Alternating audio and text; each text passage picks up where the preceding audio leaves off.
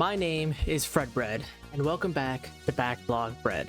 On this channel, I am going through my massive backlog, or breadlog, of around 100 different games and beating them one at a time. We all have a breadlog of games, and hopefully, if these games are in your breadlog, then I can help you decide on when to play them. My scale has 3 separate rankings that go from toasted, meaning play it immediately, fresh in the bag, meaning to play it soon or play it after the game you're playing now, or play it concurrently with a game you're playing now, and finally moldy, meaning that this game could sit in your breadlog for a while and you can probably play it when you're bored or if you have nothing else to play. Me, I'm just an average gamer who likes to spend his free time playing different video games, so that generally means I base a lot of my games on how much I enjoyed playing them. So when I rank these games, it's almost purely based on enjoyment and also whether or not it stood up to today's standards. Even the bad games, which are deemed bad by bigger critics, I can find enjoyment in. Just because they're bad doesn't mean that we can't enjoy them, and you will probably catch me playing 1 or 2 games that are not considered amazing in the eyes of a bigger critic, but either way, I'll still say my honest truth and tell you when you should play them. Today, the game that I am eating my way through the breadlog is Far Cry 3 Blood Dragon, a spin-off of Far Cry 3. The Far Cry series is beloved by those who love open-world exploration games mixed with the first-person shooter mechanics and crafting from a variety of materials. The previous games are not quite like this spin-off, in which this one has a more futuristic cyberpunk vibe. The Far Cry games, from my understanding, usually take place in one general area, and the main character is kind of stuck in that area until they need to do what they need to do, basically either taking out different leaders or taking out different objectives that allow them to leave. For me, I've actually never played a Far Cry game prior to this, so this is not only just going to be a first impression of the game, but a first impression of the series as a whole. This game for me was purchased with the Far Cry bundle during the Christmas sale of 2022, and I was able to grab all of the new games except for the newest one, which is the 6th one, I think. The scale of the bundle is massive, and it added quite a big selection to my breadlog, and for me, I felt a bit overwhelmed on where to start, but I was told by my friends when I asked them which one I should play that I could play this spin-off and finish it rather quickly. Before I jump into the gameplay and even how it feels today, I do need to make a quick note. My system had issues playing this game, and I tried everything to fix the frame rate, and it just seemed like nothing would work. From my understanding, it's either that my CPU is the issue, or it's the engine of the game itself.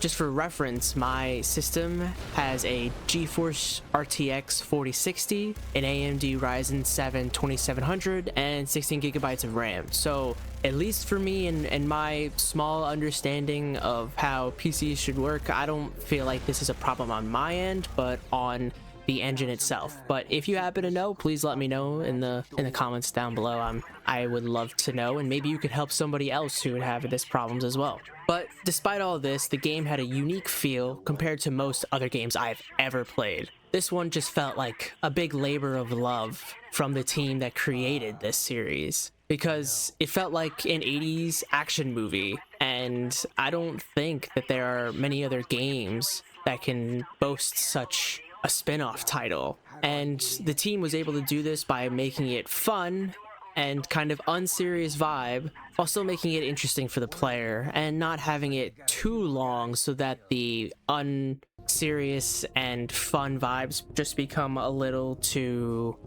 much. The open world is interesting, and it's filled with different collectibles for the player to find, as well as taking place on a small island at night. The day-night cycle doesn't exist. You are there the entire night, which basically means that the game takes place during a single night. And you play as the character named Rex Colt.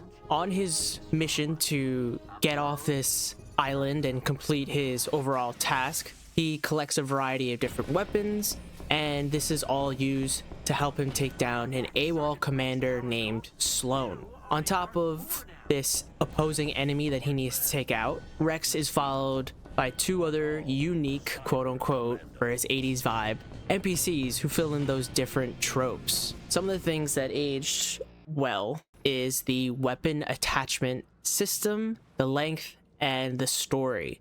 So we're first going to start off with the story. It is one of the better parts of the game, and because of that, it's aged almost so perfectly into the modern period. So as I had mentioned before, you're basically going around trying to do different things to sabotage the AWOL commander and what he plans on doing, and finally you end it with it in a final confrontation. So the reason that the commander, Sloan, tries to cause chaos is because he feels like him and the rest of the soldiers in the military are just grunts to be used by those who just give the orders. And it's now up to Rex to stop him and prevent him wreaking this havoc on the rest of the world. So Rex does this in a very 80s cyberpunk action movie feel, meaning that he's going to talk about events that have yet to happen, since it's almost a near future kind of game. I mean, for instance, it takes place in the near future, and they'll mention things that have not yet happened yet, and may never happen in our timeline, but they're funny little quirky things. For instance, they talk about the nuking of Canada as if it's a fact that everybody should know, and it's quite interesting to hear all the little tidbits they might say throughout the game to each other. And the person he's talking to is another character who was working for Sloan in the beginning and decided that it's time to do something better and time to make a change. And her name is Dr. Darling, again, hence another very classic 80s trope name. The characters are actually what really make this story quite hilarious, because Rex himself is just a classic soldier who isn't happy about what he has to do, but he's a soldier who does it anyway. And as I said, Dr. Darling ends up being his love interest, and the main bad guy is trying to cause chaos with the resources that he has. And as all funny and classic 80s action movies have, there are one-liners that are used quite often, and Rex is the one that usually says them. And they're all unique too, depending on the weapon that you're using. So it's not so redundant over and over again, hearing the same exact lines after using a certain weapon, but they're all very funny. And at least for me, there aren't many different games now that can boast having a spin-off of not only a successful game, since Far Cry 3 was very successful when it first came out, but also have this spin-off have a funny 80s action moving vibe. And I can't think of any other game in 2026 that has that same feeling. Another part of the game that has aged well is the weapon attachment system, which I could see being a little bit controversial for some people, because attachments are unlocked in two different ways. One is by completing side missions, and the other is by collecting the various collectibles throughout the game. The collectible portion is, as most gamers know, very tedious, but we'll get to that in a few minutes. But for right now, the missions, the side missions to get those attachments are pretty great. So I can understand why they had to grant attachments in this way, just because the game is quite short and they needed to figure out a way to give the player some customization while not making it super simple to get these attachments either. So the two different side missions come in the variety of either hunting or hostage missions. Hunting being where you kill a special variation of an enemy or an animal with a certain weapon, or kill a number of grunts to save a hostage, which is involving usually stealth. The hunting is great because it forces the player to use different weapons to kill different animals or different enemies, and this allowed me to get a feel for all of the different weapons that the game has offered, and I appreciate that. The hostage missions are a great way of forcing the player also to use stealth. Granted, if you are quick enough, you don't have to use stealth, because they attack the hostage when you're seen, and you can kill all of them in time, and eventually you'll be able to save the scientist or the hostage. But either way, it is still mechanics that force the player to do things that they might not be so comfortable with, and in turn it allows them to get a more well-developed experience of the game. And I think that those side missions were a great way of making the player feel different types of systems that they had never been used to. And finally is the length of the game. The length of the game is short. It is very short. You can get it done if you're free in a day, or if you are coming home from school or from work, you can get it done within a couple of days. It's a very quick game, and I think because of that, it is a little bit more appealing to those who have a lot less time on their hands than most. We need to get into the things that didn't work so well and what didn't age so well to this modern point. And that includes the engine or the frame rate, collectibles, the level up system, and AI coding slash activity. So as I had said before, the frame rate is not great, and that could be possibly due to the age of the system, or it could even be my PC, and that's why it didn't run so well. So for many of you who do have a pretty modern rig, I would say that it probably is going to have some issues with what you're trying to run it on. If you're running it on an Xbox or a PlayStation or maybe even a Switch, if it's on there, I don't think you would have problems. I think that would be pretty solved. But I think if you're on a PC, I could see potential players running into this issue. So that is a pretty big thing that didn't age quite well. Another thing that doesn't seem so great now are the collectibles.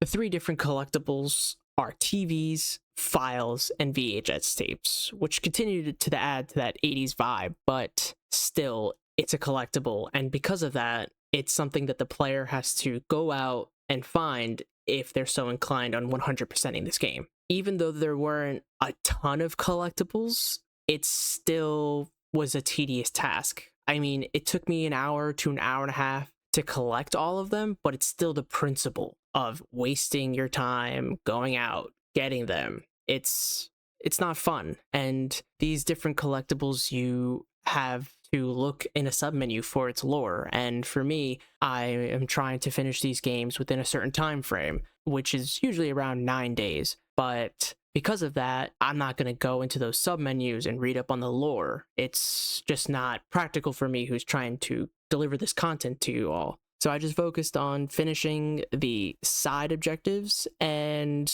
completing the game and doing as much as I can while I'm in that time frame. With collectibles, there could be better ways to fill up a world. Now there's plenty of different ways, and a lot of more recent titles have done that. They've made it interesting for the player to go and explore and not being forced to by a game giving the player collectibles to go out and seek. And I can think of, like different side quests that are unique, that are all different, not just going out, killing an objective, and then bringing it back and telling them, hey, it's done, There's just unique ways of being able to tell the player to go explore the game, have fun. Another way could be even just having an interesting location that can entice the player to go and explore and learn the lore that way, and not having them pick up an item and reading it in a submenu. But this is an older game, and maybe that was not possible at the time. Either way, collectibles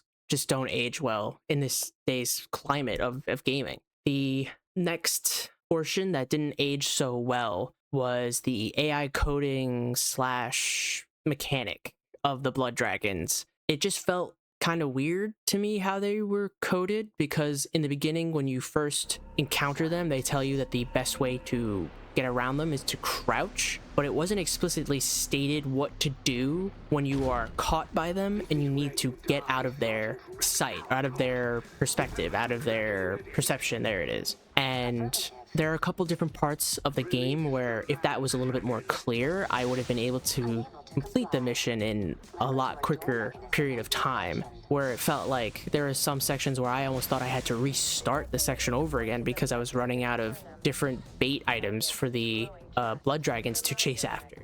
But I think that games now can either go one of two ways, and one of them can be that they're very hand-holdy and they guide you through the game very one step at a time, and even just kind of giving you tutorial prompts after you've already done something over 10 times, and at that point you're like, I don't need this anymore, this is useless to me, I don't want to see it, like I know what I'm doing. But then there are also the free reign games, in which there are many critically acclaimed, like Elden Ring and all the new Legend of Zelda games. But still, with those more free reign games, they teach the player and they explain the mechanics clearly so that they aren't confused on what to do. Then it just feels like the Blood Dragons did not have their mechanics clearly explained to the player. At least I don't think so. And finally is the level up system in the game. It just felt so linear. It felt so bland. It didn't feel like we were given an approach to how we could level up in the game that the player wanted. And this is very clearly seen when you are in the game, you're trying to take out these bigger enemies, almost like the brutes, and you can't take them down quickly with like a stealth takedown because you haven't unlocked it yet, and you're not allowed to pick that unlock. The game gives it to you after a much later progression, so you would be almost done with the game, if not done with the game, when you've unlocked takedowns for the brutes. And it just feels almost unnecessary at that point to even give it to us, because by that point, if you finish the game, then you already have an overpowered weapon that takes everything out very easily, and you don't need to worry about takedowns. It's cool to do, they're fun, I like doing it. It makes it very like almost, you know, ninja-esque. Or if you ever played the Batman Arkham series, it's kind of like his fear takedowns. But it just felt like we didn't get our ability to choose, and it didn't feel that it should have come so late in the game, where some abilities are so necessary for the player, especially for those hostage missions, when we get it so late or almost at the end, or at that point where we're just completing side objectives. This game is very short, as I had said, for its aging well. It is probably one of the shortest games that I will ever eat in the Breadlog, coming in around 5.5 hours, and that's literally including all the main story, the side objectives, and the collectibles as well. And despite though being a very short game, I completed this in around 6 sessions, with the last 2 being the longest of like an hour, just because I took my time with it to kind of delve into it and get used to the mechanics, and also trying to figure out what was wrong with my frame rate. So I didn't get full sessions with it until I was more comfortable with understanding that this was maybe not